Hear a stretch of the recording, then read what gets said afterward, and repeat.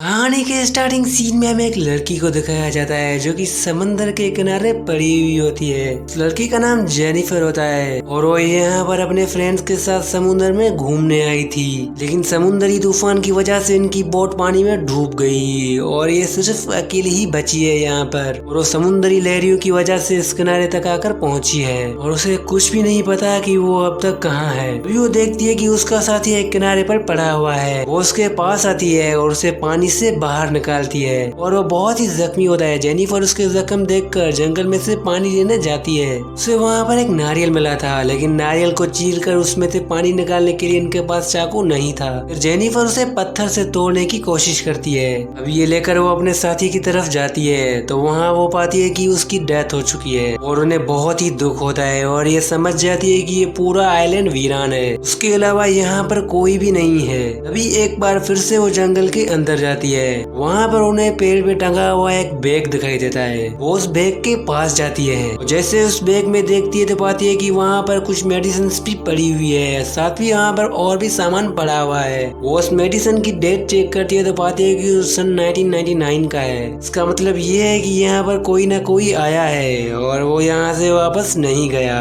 और जेनिफर को भी ये सारी बात समझ में आ गई थी और वहाँ पर वो और भी सामान ढूंढती है और वो जंगल को और भी एक्सप्लोर करने के लिए जंगल के अंदर जाती है ताकि वो उस जंगल के बारे में डिटेल्स ले सके। वो जैसे जंगल के अंदर जाती है तो उन्हें गिरा हुआ पेड़ दिखाई देता है। वो उस पेड़ के पास जाती है और वो पेड़ काफी ज्यादा मजबूत था। जो पेड़ शायद यहाँ पर कई साल पहले गिरा था और वो पेड़ अंदर से पूरी तरह से खोखला था। अभी यहाँ पर रात हो चुकी है। वहाँ पर काफी तेज बारिश पड़ रही होती है और वो पेड़ के पत्तों के नीचे पूरी रात गुजारती है। सुबह जैसे होती है तो वो समुद्र का किनारा लेकर एक जगह पर जा रही होती है। वहाँ पर उन्हें कुछ कब्रें दिखाई देती है। फिर वो वहाँ पर अपने साथी को भी दफन कर देती है। साथ ही वहाँ पर उस समुद्र के किनारे कुछ मछलियाँ भी मिलती है, जिस मछलियों के ऊपर काफी बुरी तरह से नाखूनों के निशान थे, लेकिन जेनिफर उस निशानों पर ध्यान नहीं देती। उसे सिर्फ भूख लगी थी और वो उन मछलियों को खाती है। जेनिफर को ये पूरा अंदाजा था कि इनके लिए यहाँ पर रेस्क्यू हेलीकॉप्टर जरूर आएगा इन्हें ढूंढने के लिए, लेकिन पूरा दिन गुजरने के बाद यहाँ पर कोई भी नहीं आता जेनिफर के लिए। अभी यहाँ पर फिर से रात हो चुकी है। फिर वहाँ पर जेनिफर रात गुजारती है। अगली सुबह वो जैसे उठती है, वो जैसे अपने दोस्त के कब्र के पास जाती है तो वो पाती है कि उसके दोस्त की यहाँ पर डेड बॉडी नहीं है। साथ ही उस जगह पर काफी ज्यादा खून लगा हुआ है, जिसको देखकर जेनिफर पूरी तरह से डर चुकी है। वो समझ जाती है कि इस आइलैंड पर कोई ना कोई जरूर खतरनाक जानवर है। अब वो उस खतरनाक जानवर से सामना करने के लिए वहाँ पर एक लकड़ी से हथियार बनाती है ताकि वो जब भी इनकी तरफ जानवर आए तो वो उन्हें लकड़ी से मारे। रात होने वाली थी और वो एक जगह पर बैठ के उस जानवर का इंतजार कर रही होती है, क्योंकि इसके अलावा उसके पास कोई भी रास्ता नहीं है। पूरी रात गुजर जाती है लेकिन वो जानवर नहीं आता। अगली सुबह उठती है तो पाती है कि समंदर में कोई चीज तैर रही है। जेनिफर तैरते तैरते उस चीज तक पहुंच जाती है जो कि एक सूटकेस होता है। वो वहाँ से अपना सूटकेस जैसे ले आ रही थी तो उन्हें समंदर के तैर में एक बड़ा सा होल दिखाई दिया और वो काफी ज्यादा बड़ा होल होता है और वो समंदर के तैर में था।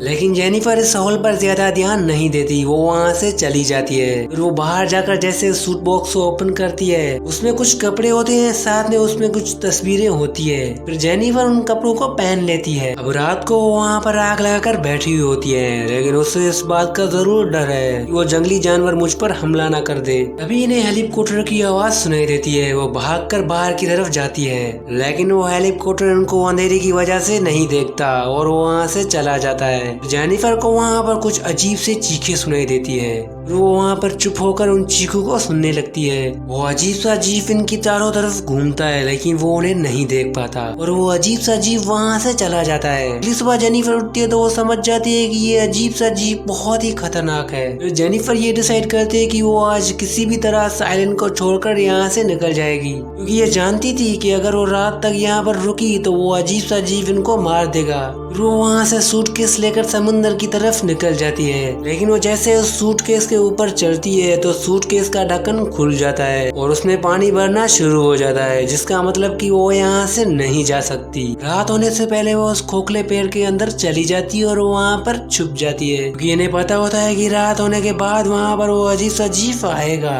और ये बात सोचते सोचते उनको वहाँ पर नींद लग जाती है और वो खोखले पेड़ के अंदर सो जाती है। तभी आधी रात को उनको कुछ हलचल हलचल बाहर से सुनाई दी। असल में उस अजीब से जीव को पता चल गया था कि वो पेड़ के अंदर छुपी हुई है। वो पेड़ पर कई बार हमला करता है लेकिन पेड़ बहुत मजबूत होता है, वो पेड़ नहीं टूटता और वहाँ से वापस चला जाता है। अगली सुबह जेनिफर उस पेड़ से बाहर आती है। वो देखती है कि उस अजीब से जीव ने उस पेड़ को बहुत नुकसान पहुँचाया है और उन्हें यहाँ पर ये बात भी समझ में आ गई थी कि वो अजीब सा जीव सिर्फ रात को यहाँ पर आता है, दिन को वो नहीं निकलता। अब जेनिफर के दिमाग में एक आइडिया आता है। वो समुद्र में से एक बहुत बड़ी मछली पकड़ती है जिससे वो पेड़ पर लटका देती है कि वो अजीब सा जीव उनकी तरफ आए तो वो वहाँ से मछली लेकर फिर वहाँ से चला जाए। और ऐसा ही होता है, वो छुपकर से उस पेड़ से देख रही होती है, तभी वो अजीब सा जीव वहाँ पर आता है और मछली को लेता है, फिर वहाँ से चला जाता है। जेनिफर ने पहली बार उस अजीब से जीव को देखा था। वो बहुत ही खतरनाक जीव है। वो पूरी रात जेनिफर छुप के उस पेड़ के अंदर गुजारती है। अगली सुबह जेनिफर रात को सोने के लिए अपने लिए पेड़ पर बिस्तर बनाने की कोशिश करती है क्योंकि उसने उस अजीब से जीव की हाइट को देख लिया था और उस पेड़ पर वो अपना बिस्तर बना लेती है। और उन्हें यहाँ पर 7 दिन और 7 रातें यहाँ पर हो चुकी है। अभी रात को सो रही होती है, तभी वहाँ पर वो अजीब सा जीव फिर से आता है और वो जेनिफर के ऊपर हमला कर देता है। वो पेड़ के ऊपर से नीचे गिरती है और वो तेजी से समंदर के किनारे भाग रही थी और वो अजीब सा जीव भी उसकी तरफ तेजी से आ रहा था। फिर जेनिफर उस समुद्र के किनारे से वो लकड़ी लेती है जो कि इन्होंने इन्हीं के लिए बनाई थी और वो उस अजीब से जीव पर उस लकड़ी से काफी ज्यादा अटैक करती है जिसकी वजह से वो वहाँ से भाग जाता है। जेनिफर भी वहाँ से भागकर पेड़ के ऊपर चली जाती है और वो वहाँ पर पूरी रात बैठकर गुजारती है। अगली सुबह उन्हें समुद्र के बीचों बीच एक राफ्ट दिखाई देती है। वो उस राफ्ट के पास जाती है तो वहाँ पर बात यह है कि वो उन्हीं के ही 2 फ्रेंड्स है जो कि समुद्री तूफान की वजह से यहाँ पर फंस चुके थे और वो दोनों पिछले 7 दिनों से इसी राफ्ट पर इसी समुद्र में फंसे हुए हैं। जेनिफर अपने बॉयफ्रेंड से मिलती है और काफी ज्यादा खुश हो जाती है और अपने बॉयफ्रेंड और अपने फ्रेंड के लिए वहाँ पर मछली पकाती है। जेनिफर उन दोनों को सब कुछ बताती है कि ये आइलैंड कितना खतरनाक है और उन्हें ये भी बताती है कि यहाँ पर एक अजीब सा जीव रहता है जो कि रात को निकलता है, वो दिन को कभी भी नहीं निकलता। उसकी फ्रेंड और उसका बॉयफ्रेंड उसकी बातों पर बिल्कुल भी यकीन नहीं करते। वो ये समझते हैं कि जेनिफर मजाक कर रही है। जेनिफर उनको ये भी बताती है कि हमारा एक साथी पहले ही यहाँ पर मर चुका है। वो कहती है कि हमें कैसे भी करके यहाँ से निकलना होगा दिन को ही, अगर हम यहाँ पर रात ठहरे वो अजीब सा जीव हम तीनों को मार देगा। लेकिन उन्हीं की एक फ्रेंड्स होती है जो कि उनको कहती है कि हम पिछले 7 दिनों से समंदर में फंसे हुए हैं और हम फिर से समंदर के अंदर नहीं जाना चाहते, हम यहीं पर ही रहेंगे। जेनिफर अपने बॉयफ्रेंड के पास आती है और उन्हें काफी ज्यादा समझाती है लेकिन वो भी उनकी बातों में नहीं आता। वो ये समझ रहा है कि जेनिफर सिर्फ उनसे मजाक कर रही है। लेकिन जेनिफर ये डिसाइड करती है कि जब भी इनको मौका मिलेगा तो उनकी वहाँ से राफ्ट लेगी और समुद्र के अंदर निकल जाएगी। रात को ये तीनों एक पेड़ पर बैठे होते हैं, तभी उन्हें उस अजीब जीव की चीखें सुनाई देती है। जेनिफर उन्हें चुपके से कहती है कि ये चीखें उस अजीब से जीव की है। जेनिफर की फ्रेंड्स उसके बातों से तंग आकर उस पेड़ से नीचे उतर जाती है और समंदर के किनारे टहलने लगती है। जेनिफर का बॉयफ्रेंड उसके साथ नहीं होता है और कहता है कि तुमने हमें यहाँ पर धोखा दिया है। तभी उन्हें अपने फ्रेंड्स की चीखने की आवाज सुनाई देती है। जेनिफर का बॉयफ्रेंड वहाँ से जलती हुई लकड़ी लेकर समंदर के किनारे तेजी से जाता है जहाँ पर उनके सामने सच में वो अजीब सा जीव होता है। वो अजीब सा जीव जेनिफर के बॉयफ्रेंड को बहुत दूर फेंक देता है।